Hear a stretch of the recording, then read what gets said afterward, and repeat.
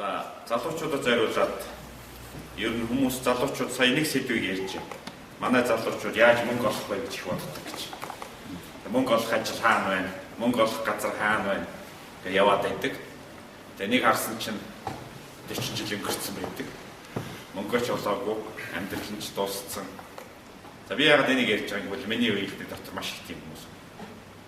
Яг л одоо 30 жилийн өмнө би 16 тайдаа дэд сургуульд ороод 21-т төгсөж ирсэн. Тэгэхэд надтай хамт сурч ирсэн олон залуучууд, надаас чадaltaй, авиастай маш олон мундаг залуучууд байсан.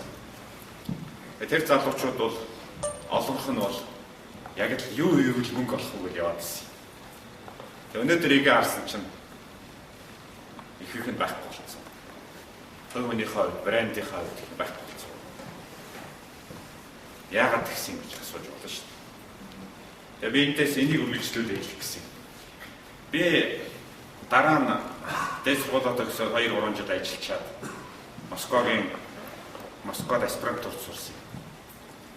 Тэгээ миний шинжилгээ ухааны удирдагч гэдэг Оросын шинжилгээ ухааны академийн дэд ерөнхийлөгч хүн байсан. Станислав Емельянов гэдэг. Одоо Оросын шинжилгээ ухааны академийн дөрөв дэд ерөнхийлөгчийн нэг. Тэгээ өөрөө математикч хүн. Тэгээ та бүхэн бол зарим нэг онцгой Ленин шагнал гэж одоо тэр үеийн хамгийн том шагнал байсан. За төрийн шагнал гэж байсан. Тэгээ тэр хүн бол Ленины 4 удаагийн шагналтай, төрийн 5 удаагийн шагналтай. Тэгээ Оросын том математикч. Тэгээ нэг удаа тэр хүн 60 насныхаа үед тэмдэглээд би нэг Орос 3-4 аспирант найз нартайгаа яг хоо 60 насныхаа зочдод үйлчлээд яг хоол моолын зөв бол бүх юм хийж байгаа шүү дээ. Тэгээ байжсэн чи орой 60 насныхаа дуусаал. Оросууд яг гэр бүлтэй учраас тэгээд оройтод явцгаас юм л да. Би тэгээд тэнд Москвад ямар ганцаараа юм чинь. Ганцаараа үлдээд яг нөө манай удирдагч маань зарим зочдтойгоо номын санд ороод яриа суучихсан. Тэгээд бид нар ч яг гэр орны цэвэрлэлчээд би балкон дээр ганцаараа гараа суужсэн. Би үлдсэн би бидрийг уугаад. Тэгжсэн чи манай хүн хамгийн сүүлийн зочдтой гараад өгчөөд буцаад ороод ирэхгүй юу? Тэгснэ балкон дээр гараад ирсэн. Тэгээд тэгт би өөрийнхөө үргэлт дотроо айж явдаг, бодож явдаг нэг асуулт асуусан тэрнээс. Би тэгж асуусан байхгүй. Станислав Васильевич та бол одоо ингээд та бодсоор байгаа юм агуу математикч болжээ. Тэгээ би дотроо нэг айж исэн юм бол би одоо ингээд бодоод байдаг юу ч олж долоохгүй, ямар ч нээлт хийхгүй. Ингээ насаараа тоо бодоод нэг ядуу амьд үлдвэл яах вэ гэж асуухгүй. Сайндаа нэг тооны багш болох юм уу гэж. Тэгсэн манай хонаад тэгж хэлсэн. Гэхдээ би яах вэ? Дайны үед зэвсэг хийжсэн. Цөмийн зэвсэг хийжсэн. Тэгээ цөмийн зэвсгийн салбарт дээр ажиллаж байсан. Тэгээд ч бол та нар бол инх тайвны сайхан цагт байна. Над ч байхаалгүй. Гэхдээ би чамд нэг л юм хэлье гэж хэлсэн байхгүй. Юу гэвэл чи эзэн нэг цагт яг өнөөдөр надтай адилхан 60 насныхаа үед тэмдэглэв. Тэр үед чи өөрөөсөө нэг л асуулт асуу. Би өөрийнхөө хүсэж исэн юм хийсэн үү? Тэгээд хэлсэн. Тэр чин бүтгэхгүй нь хамаагүй шүү дээ. Яг бол тэр чин бурхнаас хамаагүй. Магадгүй та дайны үед биш учраас над шиг юм 5 удаагийн том шагнал авахгүй гэж бол. Магадгүй таны хийж байгааг бид ч хийхгүй гэж болно. Гэхдээ та 60 настайдаа өөрөөсөө нэг л зүйл асуу. Би өөрийнхөө хүсэж байгаа нэг үзээд алдсан уу? Хэрвээ та үзээд алдсан бол бүтсэн ч бай, бүтээгүй ч бай та хамгийн азтай хүн гэж. Хэрвээ үзээд алдаагүй бол та хамгийн азгүй. Өөртөө зарчим юм шүү. Өөрөөр хөлөг мөгч хүн бол хаалга руу бөмбөг цогтой хизээч за юм гол орохоор бол цохий. За юм орохгүй байж магадгүй болчих гэдэг юм. Бөмбөг ирсэл бол цогтой. Энэ бол чиний амьдралд ирж байгаа шанс байхгүй. Тэгээд цаг 30 минут тоглоод чи цогтдаг магадгүй 100 удаа цогтдаг. Нэг гол гоо. Тэгээ магадгүй чиний амьдралын төдийгүй спортын түүхэнд үлдэнэ. А чи тэрийг мэдэхгүй шүү. Ганцхан чиний үүрэг юу? Байгаа чадлаараа бүх авьяасаараа зөх. Бусд нь бурхны ирэг бол. А манай залуучууд яадаг вэ гэхээр хамгийн том алдаа бол перфекционизм гэдэг. Хүнд бол манайхаа ингээд сүүлийн үеийн номын дэлгүүрүүд гарч байгаа success яаж амжилттай байх вэ гэдэг номнуудыг ингээд хараад идэв. Тэгээ сүүлийн үед гарч байгаа номнууд бол ингээд хараад хутлаа номнууд байдаг. Амжилт гэж яг юу хэлж байгаа юм? Амжилтыг хоёр янзаар харддаг. Нэг нь бол за магадгүй сая доллар олно. За бүр том бол 100 сая доллар олно. Ингэж амжилтыг хэмждэг. А нөгөөх нь энэ бол барууны маягийн зан байхгүй. Америк маягийн барууны боловсрол. Юу гэвэл амжилт гэдэг бол ямарваа нэг хүрэх гэж байгаа destination буюу эцсийн зэг гэж хардаг. А дорны сэтгэхүйн өнөөдрийн Монголын Азийн сэтгэхгүй өөр. Амжилт гэдэг бол процесс байхгүй. Юу гэж байгааг бол амжилттай гэж ямар хүнийг хэлдэг юм бэ гэвэл хүн болгон өөрийнхөө одоо валуу үнцэн гэж ойлгож байдаг шүү. Би шудраг байх хэрэгтэй, би ажил. Яг өөрийнхөө үнцэнд хэр зэрэг ойр амьдарч чинь гэдгээр нь амжилтыг хэмжиж байна. Нөгөө талаас бас аз жаргалыг хэмжиж байна. Тэгэхэд маш олон мөнгө олоод эргээд харахад өөрийнхөө яг хүсэж байгаагаар амьдраагүй. За ийм түүхийг бол яриул дуусахгүй. Одоо бид киноноос мэднэ. 100 сая доллартай хүн амиа орлоод өччлөр гайхаад байдаг. Гэж яах тэр амиа орлоо. Асуудал бүх юм бол хүний дотор байдаг те. Тэгэхээр яг өөрийнхөө тэр валуутай үнцэнтэй хэр зэрэг ойр амьдарч байна гэдэг чинь чиний амжилт байна. За тэгээ Стив Джобсын Таймс сэтгүүл дээр сая гарсан ярилцлагыг харж байгаа. Стив Джобс яагаад ийм амжилттай вэ? Яагаад ийм шал өөр вэ? Үнэхээр Америкт Стив Джобсоос өөр ухаантай хүн байхгүй. Тэр Silicon Valley-д байгаа тэр олон зуун хүмүүс дотроос яагаад Стив Джобс ийм өөр вэ? Ингээд ярилцж байгаа. Тэгэхэд бол нэг үг цугулцаад байгаа. Тэр юу гэж хэлж байгаа гэвэл Стив Джобс интервьюдээ саний гэж. Мөнгө бол миний зорилго биш гэж. Тэгээ өсгөө шоглож хэлж байгаа сэтгүүлч. Би оршуулгын газрын хамгийн баян хүн баймааргүй. Надад бол тийм амьдрал хэрэггүй. Оршуулгын газрын хамгийн баян хүн баймааргүй. Стив Джобсын гол юу гэхлээр зэрэг одоо та нар харалт iPod, Apple гэдэг бүх юмыг харахад нэг тийм философи яваад байгаа байхгүй. Тэр философи бол яг хувийн индивидуалны креативити гэдгийг л гаргаж ирж байгаа. Тийм учраас тэр компани хайж яваад буцаж орж ирээд бүх юмыг хийгээл одоо компани нь өөрөө яг тийм Apple компани бол яг тийм идеал одоо байж байна. Тэгээ энэ бол юу харж байгаа гэвэл яг тэр хүний өөрийнх нь валуу хийж байгаа ажил хоёр нь синхронизац хийж байгаа. Энэ үед бол тэр компани бол юу болж байгаа гэж тэр компани бол культ болж байгаа. Өнөөдөр Apple бол культ шүү дээ. Microsoft бол биш. Microsoft бол маш мундаг бизнесийн компани. Продуктыг бол масс төрөлхтөр мундаг. Өөрөөр хэлбэл дэлхийн зах зээлийн 95%-ийг Microsoft барьж байгаа. Яг гэвэл нэгж бүтээгдэхүүнийг масс гэхдээ Microsoft бол культ биш. Harley Davidson гэдэг мотоцикл байна. Бас культ шүү дээ. Яг үнтэй чи Apple бол культ. Яагаад гэвэл хүн төрөлхтний дөнгөж 2.5% нь одоо ингээд дунджаар статистикт 2.5% нь шинээр сэтгэгчд байдаг. Тэгэхээр яг тэр зах зээл дээр культ болж гарч ирдэг. Тэгээ тийм учраас би та бүхэнд юу хэлэх гэсэн юм бэ гэвэл магадгүй та нарын донд дараагийн Стив Джобс байж магадгүй. Магадгүй та нарын донд дараагийн өөр шал дорж домдог өөр хүмүүс байж магадгүй. Ганцхан тэрийг яаж олдсон бэ гэвэл та нар хүссэн юм хийж л олд. Түүнээс хаана мөнгө байна гэж яваад олддоггүй.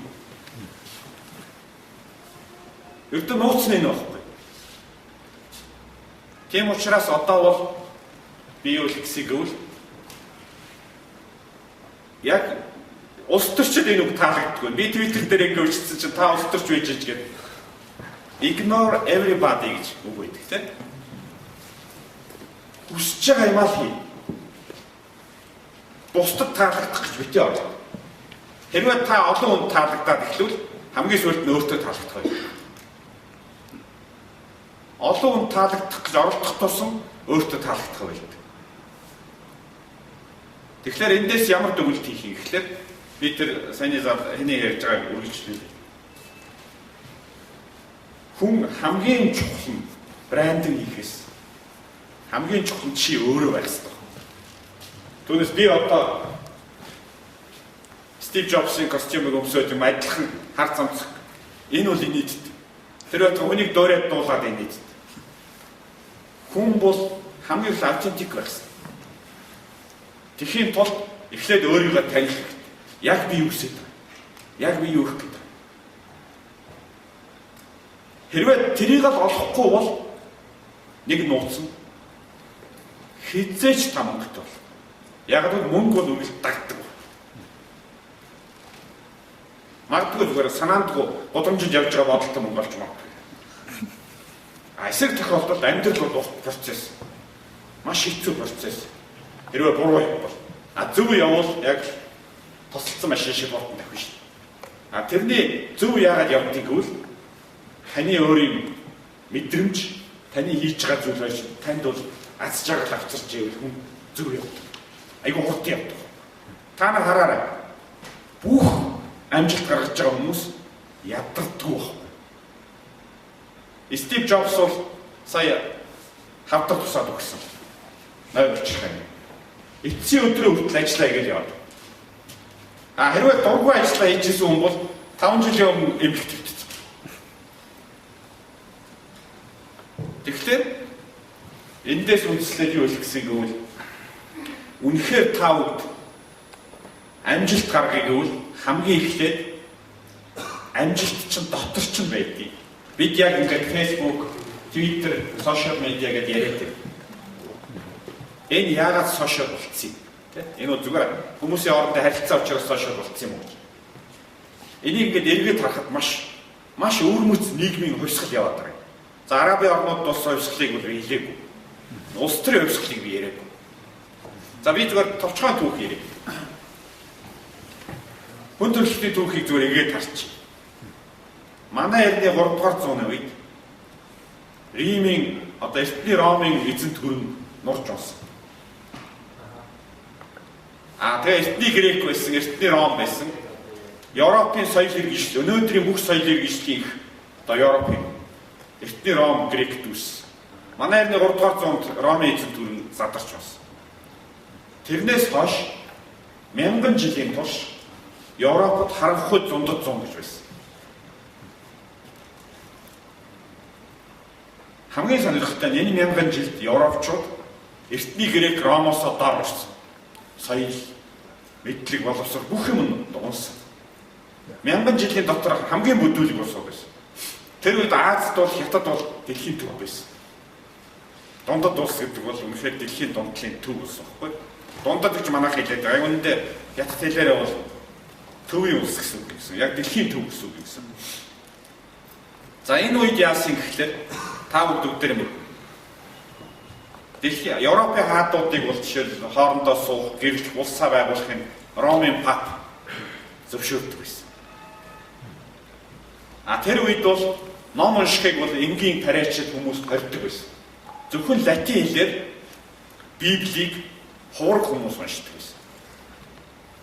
Ямар нэгэн энгийн хүн Библи уншвал галтаа шигтаадаг байсан. Одоо библиотека гэдэг үг байдаг шүү дээ. Энд чинь бол Библи уншдаг өөрөө гэсэн үг юм байл шүү дээ. Тэр үеэс эхэлж байсан. Латин хэлээр. За энэ үл юу гэсэн ямар үе? Тэгтэл 16 дугаар зуунд Европт хоёр том хувьсгал байсан. Хоёр том үйл явдал болсон. Нэг нь бол олтой Библийг орчуулсан. Франц, Герман хэлээр орчуулсан. Өөрөөр хэлбэл хүн өөрөө сүм хийдээр дамжилгүйгээр ламтай дамжилгүйгээр өөрөө бурхны ном уншдаг байсан. Хоёр дахь нь Гутенберг ном хэвлэдэг машин бүтээсэн. Тэгээд анхны хэвлэлээр сая 500 мянган ширхэг Библийг хэвлэж ирсэн байна. Өнөөдөр манай 500 ширхэг ном хэвлэжээ зарагдахгүй шүү дээ. 1000 ном хэвлэх нь хэцүү өнөөдөр. Тэгэхээр анхны хэвлэлийн машинаар сая 500 мянган Библи хэвлэжсэн. За юугаар би хэвлэх гэсэн юм бэ гэвэл Европод сэргэн мандал гэсэн. Яагаад Европын сэргэн мандал? Түүнээс хойш соёл урлаг, уран зураг, юу гэдэг юм? Ньютон бид нар бүгд л мэднэ шүү дээ. Өнөөдрийн физик, хим бүх шинжлэх ухаан ихэлсэн. Бүх үйлдвэржилт ихэлсэн. Яагаад гэвэл хоёр юм өөрчлөгдсөн. Нэгдүгээрх нь хүн бурхан гэж хэлээ л да, итгэл үнэмшилж гэж хэлж болно. Бурханыг сүм хийд өмчлөдөг байсан боловс. Өөрөөр хэлбэл хүний сэтгэлгээ задарсан. Хоёр дахь нь боловсрал эрдмийг сүм хийд өмчлөдөг байсан боловс. Энэ хоёр хувьсгалын үр дүнд Европт сэргэн мандал гэсэн. Энэ процесс явсаар агаад Европчууд бол өнөөдөр 20 дугаар 21 дугаар зуунд хамгийн хүчрэх соёл иргэншилтэй. Бид нар өнөөдөр Европын соёл иргэншлээр явж байна. Тэгэхээр үүнтэй далимдуулаад бас нэг хэлж байна. Яг өнөөдөр одоо тэр латин хэлээр ном уншдаг Ромын пап эдрийг та нар харахад өнөөдрийн манай Далай лам төв хэл яг санаанд орж байна. Төв хэл дээр тэ зөвхөн ламаар дамжиж. Энэ чинь байсан зүйл байхгүй юу? Энийг Европчууд реформ хийж чадсан, а монголчууд төвд реформ хийж чадаагүй. Тийм учраас бүх юм буцагдсан. За асуудал би шишний тухай ярихгүй. Би өөр юмнээс гарах. Тэгэхээр одоо өнөөдөр ямар үе гэж? Өнөөдөр яг тэрний 2 дугаар үе хэлж байгаа байхгүй. Юу гэвэл та нар сонин хэвлэл радио телевизийг эрхчлөө гэж бодож байна. Үгүй. Энэ чи яг адилхан жижиг сүм хийдэг байхгүй. Одоо өнөөдөр сонин, өдрийн сонин та нар очиод өгүүлээ авахгүй шүү.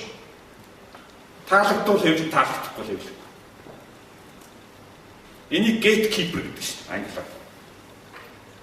Өнөөдөр хүртэл бүх хэвлэл мэдээлэл харахад олон телевиз байгаа юм шиг, харахад олон сонин байгаа юм шиг мөртлөө яг амьдрал дээр бүгд таалагддаг.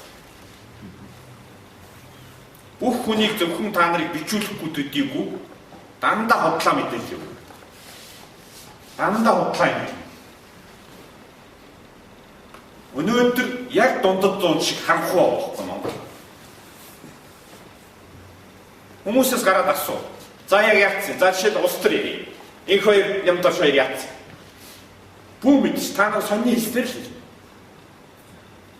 Асуу телевизийн хэлснээр хэлсэн. Үний юм уу? Бүү мэд. Бодлоо юм уу? Бүү мэд. Тэгээд сонин телевиз чи юу? Ардаа эзэнтэй захиалах. Тэгээ үнэхээр энийг та бүгд бол их чөлөөтэй мэдээллийн орон зай гэж бодож байна. Үгүй ба. Гэтэл блог, фейсбુક гараад ирсэн. Одоо анх удаа персоналны медиа үүсэж байгаа. Хүсвэл та гэртээ дуртай мэн гэж. Хүсвэл та дуртай хүнтэйгээ харьцсан. Энэ персоналны медиагийн үе эхэлж байгаа. Одоохондоо IT-ийн улсууд ярьж байгаа. Удахгүй энэ соёл бол.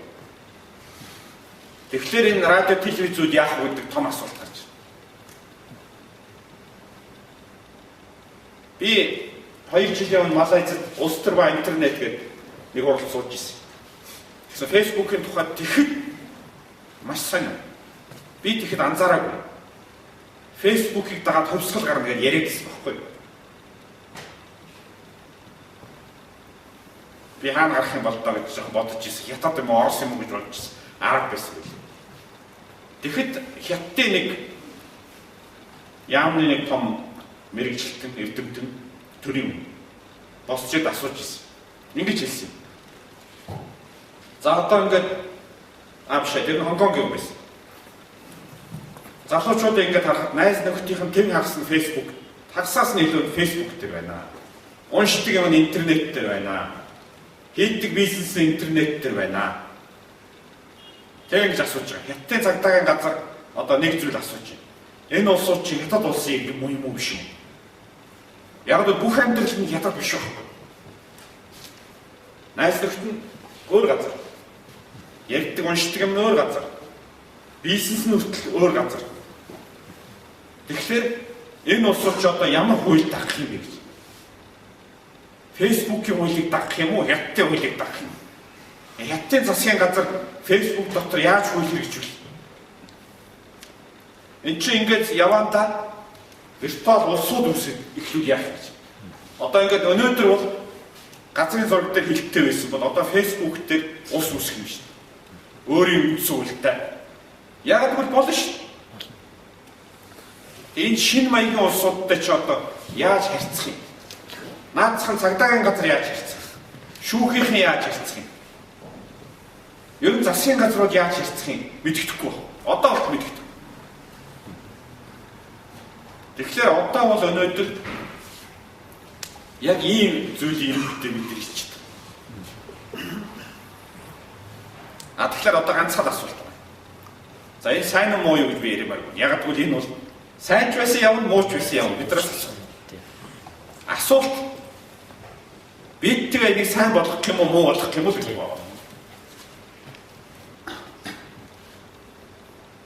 Үнэхээр Facebook-ийг ашиглаад Монгол улсыг хөгжүүлж болох юм. Twitter, блогийг ашиглаад боловсрол хүмүүсийн хоорондын харьцаа, медиаг өөрчилж болох юм. Яг түүгээрээ дамжаад бидний амьдралыг сайжруулах болох юм. Хамгийн дууссан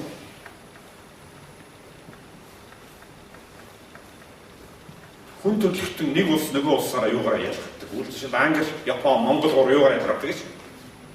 Хүн бол social animal гэдэг шүү. Нэг улс нөгөө улсаас ганцхан соёлоороо л ялгдаг. Соёлоороо л ялгдаг. Соёл гэж юу гэдэг вэ? Та нар бүгд хүмүүсийн хооронд тогтсон хүн чинь бол хүн нийгмээ байгуулж амьдардаг. Өөрөөр хэлбэл яг шоргоолчны үр шиг монголчууд нэг шоргоолчны үр, японууд нэг шоргоолчны үр, англичууд нэг шоргоолчны үр байгуулж. Хэнийхэн шоргоолчны үр бизнес хамгийн эффективний, хамгийн шудраг, хамгийн зөв, хамгийн хурдан байгаа гэдгээр л хэмжигддэг.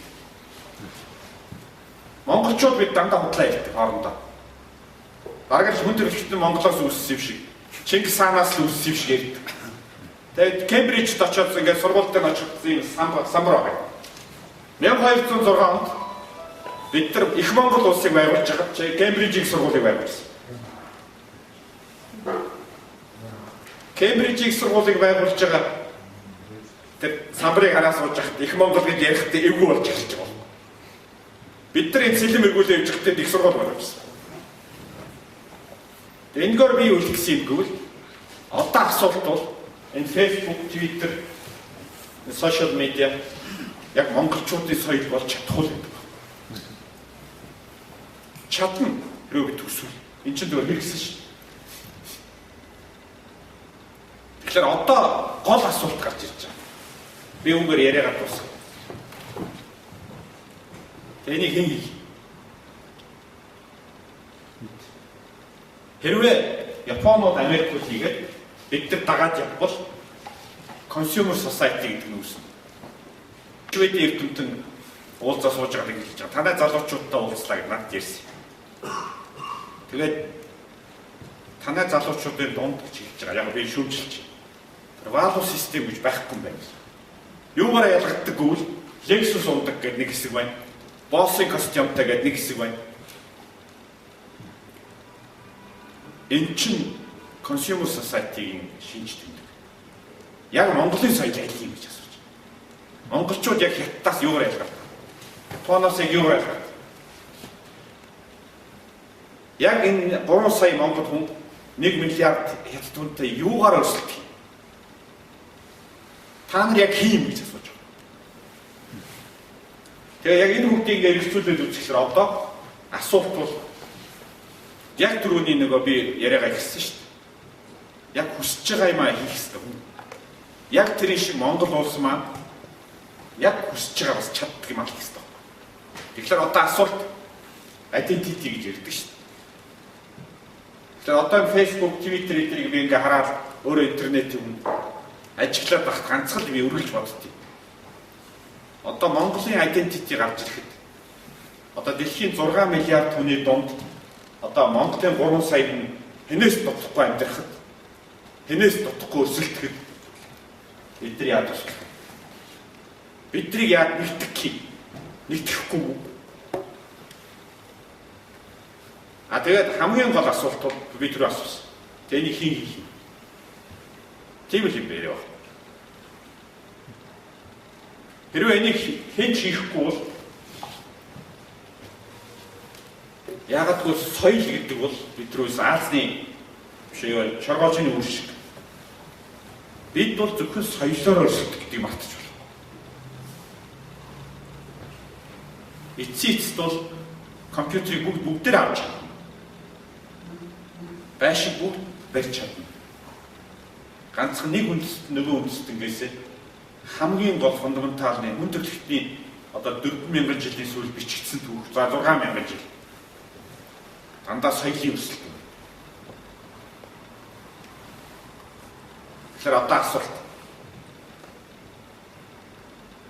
За өсөлтөх тухай яг бидний соёл яг юу юм гэж. Тэг ингээд энэ бүгдээс үндэслээд одоо Facebook, Twitter эдрийг гээд харж агаад би одоо нэг л зүйл боддتي. Өөрөө нэг компьютер юм учраас. Яг энэ бүх юм биднийг сайхан амьдрахад яг яаж туслах юм? Яг яаж хийх юм? Хэрвээ энийг бид нар бодоод олж чадвал маш том юм. Энийг гэхдээ төгсөлт нэг мундаг нээж олохгүй. Энийг нээж олдог биш. Энэ бол нийгмийн туршлагаар байдаг. Тэгэхээр нэг алхам жижиг хийгээд явна. Зөв асуулт бол яг энэний дотор талын төрөний миний хэлдэг хүсэл сонирхол бидэрт байна уу гэдэг л байна. За ингээд блог Twitter-ийн хувьд бол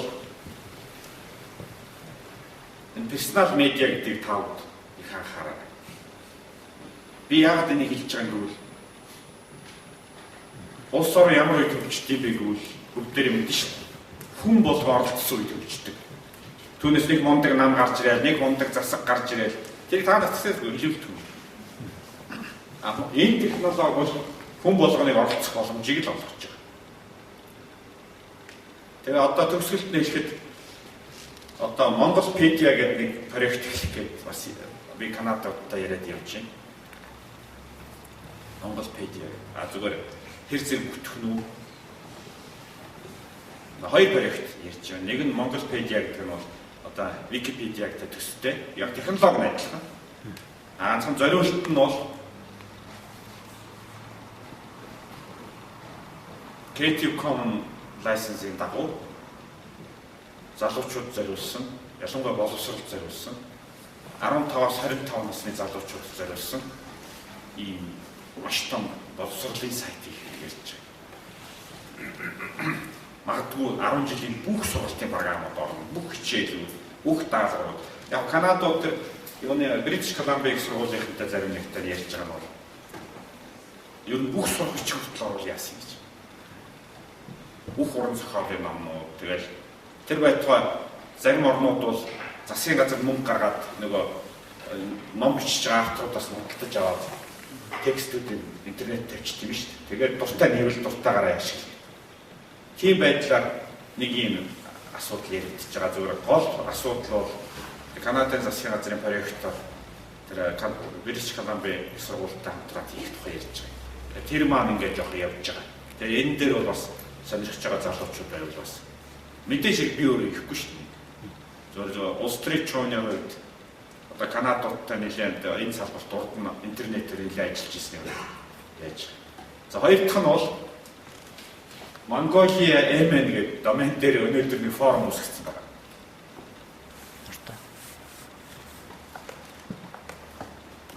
Mongolia MN гэдэг. За нэгэв байгаа. Нэг. Тэгтэй яах вэ? Тасч.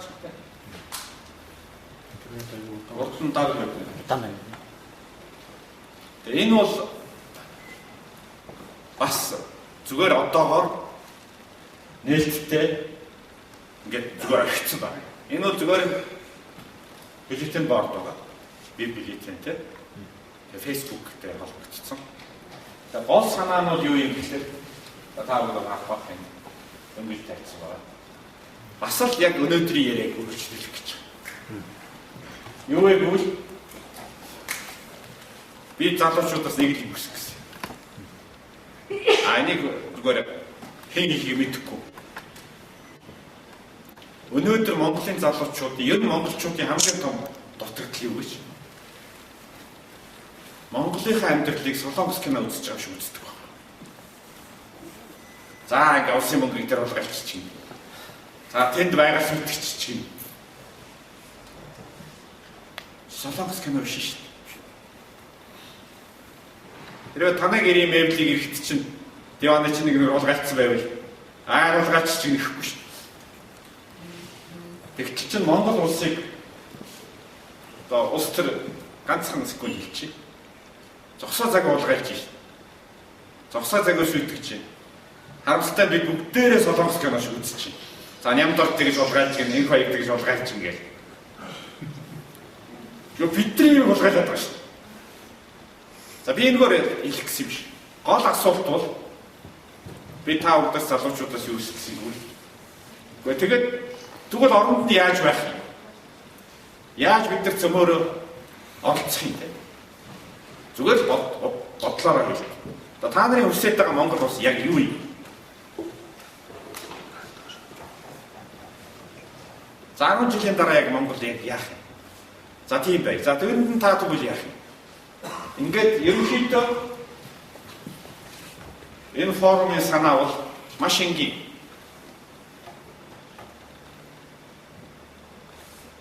Энийг бол гадныхын юу гэд нэрлэдэг юм бол road map гэдэг шүү дээ. Өөрөөр хэлбэл бид нэг Монголыг яг харж байгаа юм уу гэдэг асуулт. Яг бид нар Монгол гэж яриад магадгүй дорч дулмаа дондог бид шал өөр юм яриад байж болно шүү дээ. Тэгэхээр яг энэ дээр л өнөөдөр залуучууд тав нэг зүйлийг л анхаарах. Яг тэр өсөж байгаа Монголоод хийгээч. Монголчуудын хамгийн том дутагдал бол автобус эрхийг хүлээдэг байна.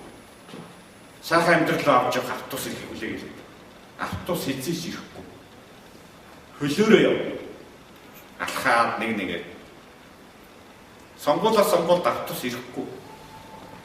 Тэгэхээр яг л энийг л бид нар мэдрээд ажиллавал бид нар ерөөсөө би бол олон орны ихтэй сургуулиуд байж явж үз. Та нар бүгд л мэднэ шүү дээ. Бид хэнээс дутдаг. Бид хятадаас дутахгүй. Бид японуудаас дутахгүй. Бид канадуудаас ерөөсөө дутахгүй. Бид ерөөсөө дутахгүй байхгүй. Бид ганцхан юмар дутж байгаа. Бид яг адилхан гэдгээс ирсэн олж чадахгүй. Яг адилхан байж 10 дахин 100 дахин муу амьдч байгаа. Та нараа хинэн ч гэсэн өнөөдөр тэр залуучуудаас дутахгүй. Бид бүгдээрээ дутахгүй байхгүй. 2.7 сая Монгол хинч дутахгүй. Ганцхан нойрноос сэрээгүй байна. Бид дутахгүй гэдгийг олж чадахгүй. Хэрвээ бид дутахгүй юм бол өөрийнхөө замаар явна. Яг нэг түрүүний анх ярьдаг шиг. Яг хувь хүн өөрийнхөө замаар явдаг шиг монголчууд бид өөрсдийнхөө замаар явъя гэж. Тийм учраас сошиал медиа, интернет энэ бүгдийг бол ашиглаад та бүгд бол энэ бол та нарын соёл, та нарын цивилизац байхгүй. Одоо энийг бол өөр эмээгүүнээр бос хүмүүс мэдэхгүй. Энийг ашиглаад Монгол улсыг байгуулж болно шүү дээ. Энийг л хийгээсэй гэж хүсэж байгаа. За энийг хэрвээ ерөнхийдөө ойлгож байгаа хийж ивэл тэр интернет, бусад бүх технологи гэдэг бол болно. Тэрийг бол тэртээ зүгээр та нар чадна. Тэгэхээр Английн зүйч зүгээр би яриагаад дуусгая. Английн нэг тийм усан цэргийн далайчдын зүрэг байдаг гэсэн. Хэрвээ та аль гомдод очихоо мэдэхгүй бол аль ч зүгийн салхи танд тус болохгүй.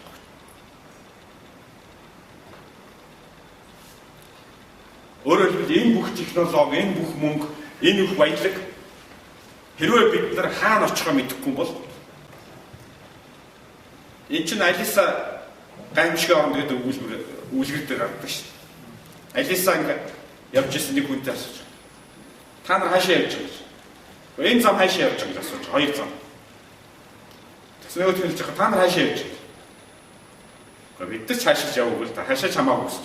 Тэгвэл наад зам хаашаа явах танд яваа. Яг тэр байхгүй. Тийм учраас аль гомдод очихоо мэдэхгүй бол аль салхи тус болтгоо гэдэг үлбэрийг та нар бити мартаарай. Бид юу хүсэж байгаагаа мэдэхгүй бол ямар технологи, ямар ч баялаг, ямар ч боломж бидэнд тус